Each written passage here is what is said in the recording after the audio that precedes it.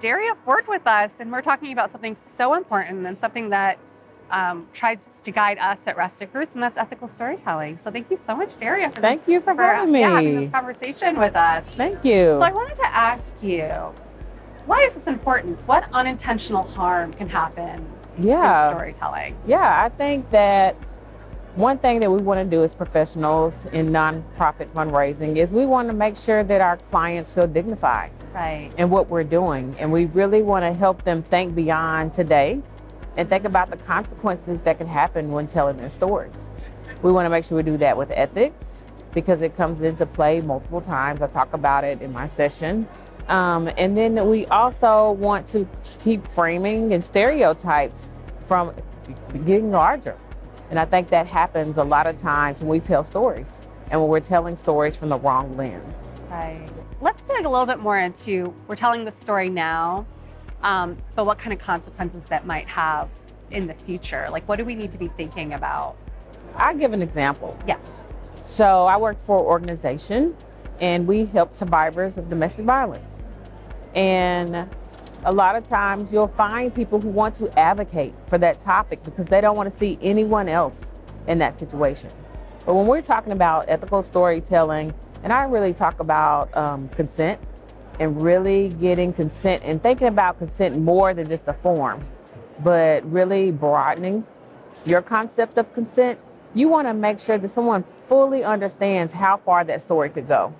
So if it was Domestic Violence Awareness Month, and I shared your story and I had you share that story on the news, for example, it's my responsibility to make sure you understand, the person telling the story, that story could go far beyond what we ever imagined. And I think a lot of times we get so caught up in the profession on getting the story that we forget to fully explain what could be positive or what could be negative impact. Because once that story goes beyond our organization, goes to the media, goes on Facebook, I can't take it back. And every client, survivor, should have the choice to choose whether or not they want that to continue or not. A lot of our organizations will have people sign blanket consent forms, and that means that they could use that story forever and ever and ever and ever in a day. But the client, survivor, should have the power to call you back and say, you know what? I don't think I want to share that story anymore. I've moved on from that point in my life, and I don't want to share it. But we don't, as a profession, collectively, often explain that well enough and give people the power to do that. Or another example could be, you could be in the process of filming that story. I've seen some people in the profession continue to push the story forward when it should stop. And that's where ethical storytelling comes into play. That's that intersection. Right. How far will you go to get the story you need to raise the funds that you need? Or are you going to fully explain, realizing that story could walk away, that person could walk away? Right. That's one piece. Right. Yeah. Right. I think as marketers and fundraisers, we will spend a container of time with the story, but that person has to live with that forever. Yeah. And once it's out there, it is really hard to, especially if media gets a hold of it or something. And it's really important to have those conversations before. And I love this idea of folks being able to retract their stories, to change their mind. Like at that time, it felt good and safe, but now it doesn't. Yeah, and I always use a personal testimony. I was working in the field and I had developed a relationship with a former survivor. And one day I called her to tell her about a campaign that we planned to do. And she said, you know what? I'm not really at that same place in my life. I used to want to be an advocate, but now I've moved on. I'm in a new relationship. And every time you tell that story, it kind of re-traumatizes me. It brings me back to it. And I just want to move on. And that was perfectly fine. But that was the defining moment in my career when I said, I need to think about how I handled this differently. And that's what happened to me. And from that, I changed the way that my department functioned and how we dealt with stories. Because I do believe stories should be sunset. You know, you should have a time period to give the next person an opportunity and so on and so forth. So yes. I love this idea of someone can choose I'm in a season in my life where I want to tell my story for healing. And then later, I'm not in that season anymore, and I want to take that kind of story back and heal in other ways. And for that person, for that moment, that's where she was. Right. But she came back a year or so later and decided she still wanted to be that There advocate. you go. And that's there okay. you go. Absolutely. That's okay. And that's consent. But It's just giving that agency for people to decide when they're when they ready and want willing to, tell how their they story. want to. Right. But a lot of us either don't have consent forms, or we're having someone, when they're coming for help, sign that consent form.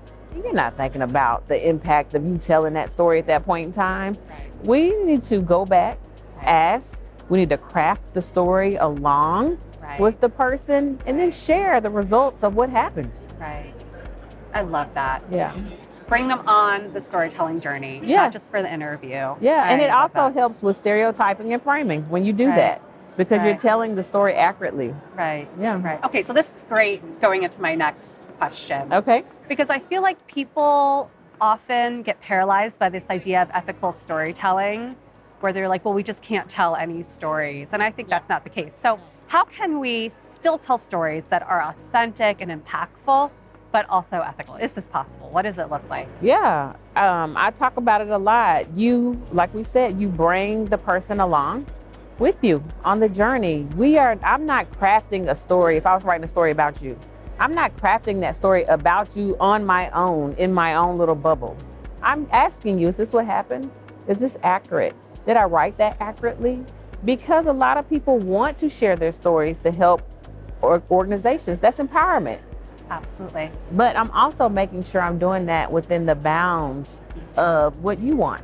Right. And so I'm giving you power to say, you know what?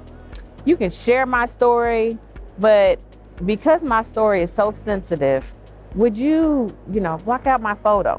Right. Would you change my name?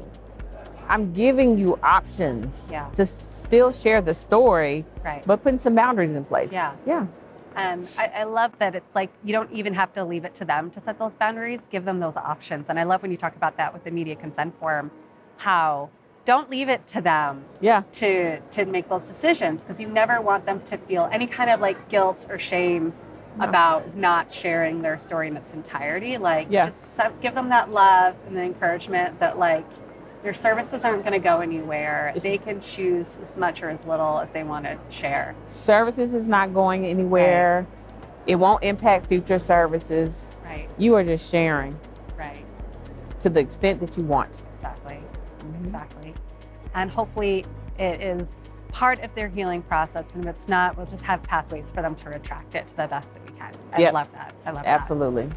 So you've answered this, so this might be a little bit of reiteration, but maybe you can go back to what you spoke today. What other kind of tactics or guidelines do you use or train folks to think about in addition to consent to ensure ethical, or at least to strive for ethical storytelling? I talk a lot about creating a framework within your department. So making sure that it's really intentional. So the consent form is one piece and probably the easiest piece, but also what else do you do? Do you call someone once you decide to put their story in the newsletter and just say, hey, I want to let you know I'm going to use your story in a newsletter. This is what I'm thinking, just to give them the courtesy. If you do photography, do you send photos to them at the end so that they can see the photos? What is your full process? What do you tell your staff, your program staff, from where we get the stories? Do you say, this is my process? I make sure these are the questions that we usually vet. You make a really transparent process. And so I think that goes into ethical storytelling, because if you're being intentional and you're thinking about it, it really helps you minimize the mistakes that you could make. So I'm hearing a lot of really wonderful takeaways. Be thoughtful about your media consent form. Bring your story, what I call story owner, on this journey with you, not just to the interview, but reviewing the story. Let them know when it goes out, and involve your organization, other team members, not just the development and marketing team. Partner with the program team. And the one other thing I would say is you tell every story like you were telling a piece of your most intimate moments for yourself. If we treated every story that way, imagine how it would change how we approach storytelling. That just gave me the chills. And I mean, when I teach about it, that's what I really try to do, is to get each person in my session to think about something personal of their own. Right. And then I say, well, now let me rip it away. What if I just put it in a newsletter, took photos of you, shared your photos everywhere, shared it with the media, put it on social media, and I never talk to you about it. It changes the way that you think about your work and how you function. And that's what we want. We want people to slow down so that we can bring dignity back into storytelling. Yes, we're going to storytell. It's not going away. It's proven. We raise more money. We engage people. We bring people closer to the mission by storytelling. But we have to do it with compassion. And that's so powerful. That is so powerful. Derria, thank you so much. You've given us so much to think about, and I just appreciate you speaking on this, and cheers to ethical storytelling. Thank you.